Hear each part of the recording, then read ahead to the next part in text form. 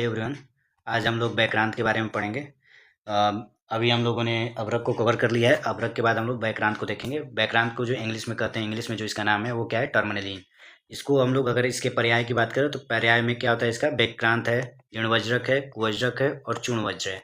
देखा जाए तो वज्र हम लोगों ने अवरक का भी पर्याय देखा था, और वज्र हीरा को भी बोलते हैं हम लोग। रत्न वर्ग जब पढ़ेंगे तो उसमें वज्र हीरा को बोलते हैं।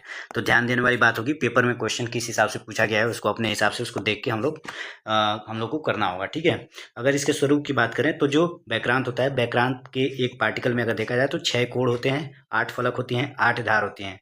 इसको ध्यान से मतलब देख लीजिए, 6 कोण होते हैं और फलक और धार कितनी होती हैं, 8 होती हैं। अति स्निग्ध होता है, गुरु होता है और मिश्रित वर्णों से युक्त होता है। मतलब बहुत सारे वर्ण होते हैं इसमें देखा जाए तो।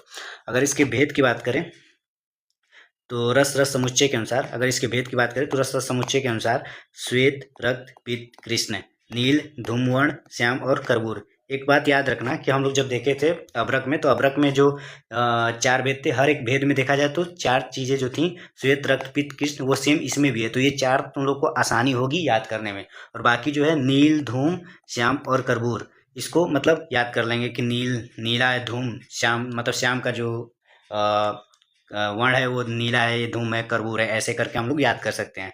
अगर इसके शोधन की बात करें तो शोधन में हम लोग इसमें प्रोसेस होती है निर्वाप की। निर्वाप को प्रोसेस हम अगले मतलब जैसे एक और लेक्चर ले चुके हैं, उसमें हमने पूरा इसको डाला हुआ है, तो आप लोग उसको जाके देख सकते हैं, ठीक है। तो शोधन में कैसे होता है इसका शोधन, व्याक्रांत को हम लोग प्रतप्त करके 21 बार असमुद्र में बुझा देते हैं, तो उससे वो शुद्ध हो जाता है। सबसे आसान जो इसका शोधन है यही है, क्या अश्वमूत्र में व्याक्रांत को हम लोग 21 बार जब प्रतप्त करते हैं तो उससे क्या होता है, शुद्ध हो जाता है, ठीक है। अब जब इसका शोधन हो गया तो इसकी हमको क्या बनाना है, भस्म बनानी है। तो भस्म बनाने के लिए हमको जो प्रक्रिया करनी पड़ती है वो क्या है, मारण, ठीक है। तो मारण के लिए हम लोग क्या करेंगे, शुद्ध व्याक्रांत लेंगे और शुद्ध गंधक लेंगे, उसको क्या करेंगे, नींबू स्वरस की भावना देंगे।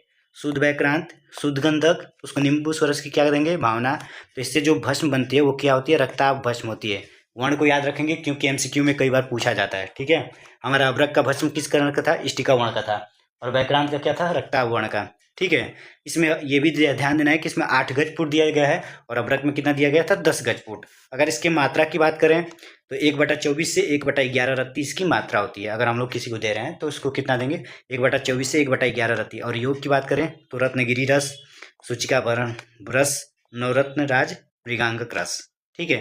धन्यवाद।